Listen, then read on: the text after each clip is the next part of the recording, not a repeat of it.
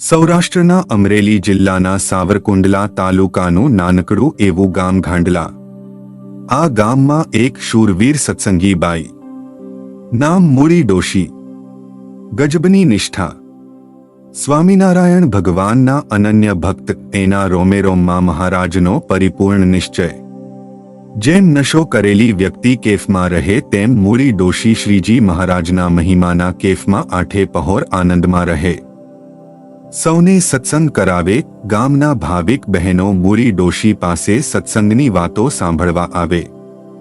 મહારાજના ઐશ્વર્ય પ્રચાની અદ્ભુત વાતો સાંભળીને કહે, માં તમારા હાલતા ચાલતા ભગવાનના ક્યારેક દર્શન તો કરાવો. મૂળીબાઈ કહે, બહેનો, ભગવાન તો દયાના સાગર છે, ક્યારેક એ જરૂર આવશે અને મારાને તમારા મનોરથો પૂરા કરશે. જેમ જેમ સમય વીતતો ગયો તેમ મૂળી ડોશીને મહારાજના દર્શનની તાલાવેલી વધતી ગઈ. ભગવાન આવવાની રાહ અને વિરહની વેદના વેગ પકડવા લાગી. તેવામાં એકવાર સ્વામિનારાયણ ભગવાન પોતાના લાડલા ભક્તરાજ દાદા ખાચરને પરણાવવા સ્વયં જાન લઈને ભટવદર જવા નીકળ્યા. ભગવા વેશધારી સાધુઓ જાનમાં જાંડિયું બનીને મધુર કંઠે લગ્નગીતો ગાતા હતા. સંસારનો પ્રસંગ પણ આજે આધ્યાત્મિક ઉત્સવમાં પલટાઈ ગયો હતો. કોઈ સંસારીને સાધુ પરણાવવા નીકળ્યા હોય તેવો ધર્મશાસ્ત્રોમાં આ પહેલો બનાવ હતો. સંસાર છોડીને સાધુ બનવાનો રાત્રિદિવસ ઉપદેશ આપનાર મહારાજ આજે સાધુ થવા તૈયાર થયેલા દાદા ખાચરને પરણાવવા નીકળ્યા હતા. પરમાત્માની ગતિને કોઈ કરી શકતું નથી. વાજતે ગાજતે એક પછી એક ગામ પસાર કરતી જાન ઘાંડલાને પાદર આવી પહોંચી.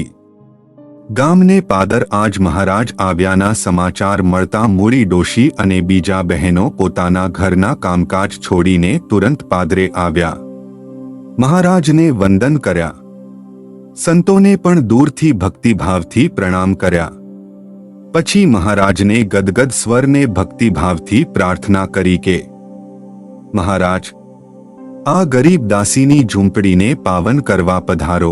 પરમાત્માએ મૂળીમાનો ભક્તિભાવ અને લાગણીની ભીનાશ જોઈને તેની માગણી માન્ય રાખી ડોશીએ યથાશક્તિ જાનિયાઓનો સત્કાર કર્યો. ગાડા પાદરમાં રોકી અલબેલો મૂળીમાને ઘેર પધાર્યા. મૂળી ડોશીને તો આજે સોનાનો સૂરજ ઉગ્યો. ભાવ વિભોર બનેલા મૂળીમાં દેહદશા વિસરી ગયા. મહારાજના લલાટમાં ચાંદલો કર્યો અને ચોખાથી વધાવ્યા. પછી હેતથી શ્રીજીના ઓવારણા લીધા.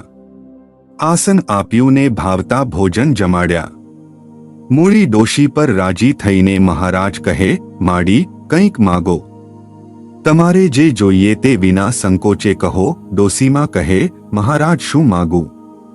તમારી કૃપાથી બધું જ મળ્યું છે, કાંઈ માગવાનું મન નથી.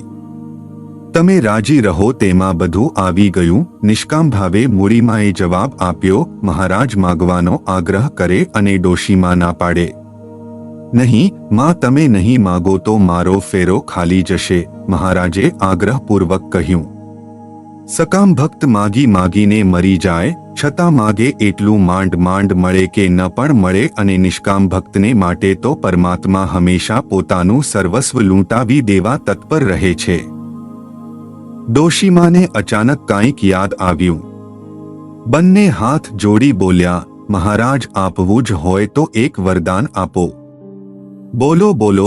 આપવા માટે ઉતાવળા થતા મહારાજ બોલ્યા, મહારાજ, આપવું જ હોય તો મારે ઘરે કાયમ તમારા સાધુના ઉતારા થાય એવું વરદાન આપો. આ સાંભળી મહારાજ બહુ રાજી થતા બોલ્યા, તથાસ્તુ. બાજુમાં ડોશીનો પતિ ઊભો હતો. તેને આમાં કાંઈ ખબર ન પડી એટલે તે બોલ્યો, મૂઈ. માગી માગીને ઘરનો ઘસારો માગ્યો. તને માગતાય ન આવડ્યું.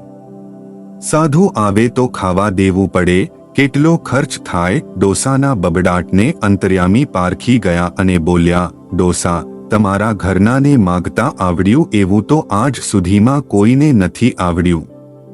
અત્યાર સુધીમાં આવું કોઈએ નથી માગ્યું. મૂળીમાએ જીવન પર્યંત સત્સંગની નિષ્કામ ભાવથી સેવા કરી. અંતકાળે શ્રીજી મહારાજ જાતે મૂળી ડોશીને તેડવા આવ્યાને યોગીઓને પણ દુર્લભ એવું પરમપદ દીધું, અક્ષરધામનું દિવ્ય સુખ આપ્યું. જય સ્વામિનારાયણ. આ ચેનલનો મુખ્ય ઉદ્દેશ્ય ધર્મનો પ્રસાર કરવાનો છે તથા ભગવાન સ્વામિનારાયણની અલૌકિક લીલા અને સારા વિચારો લોકો સુધી પહોંચાડવાનો છે, જે જીવનમાં શાંતિ અને સુખ તરફ દોરી જાય છે. આ ચેનલ પરથી જે પણ ધનરાશિ પ્રાપ્ત થશે તેમનો ઉપયોગ સમાજ સેવા, ગૌસેવા તેમજ લોક ઉપયોગી કાર્યોમાં થશે. ચેનલ સહજાનંદ ગાથા સબસ્ક્રાઇબ કરો, વિડિયો લાઇક કરો અને હા, તમારા મિત્રો સાથે શેર કરો.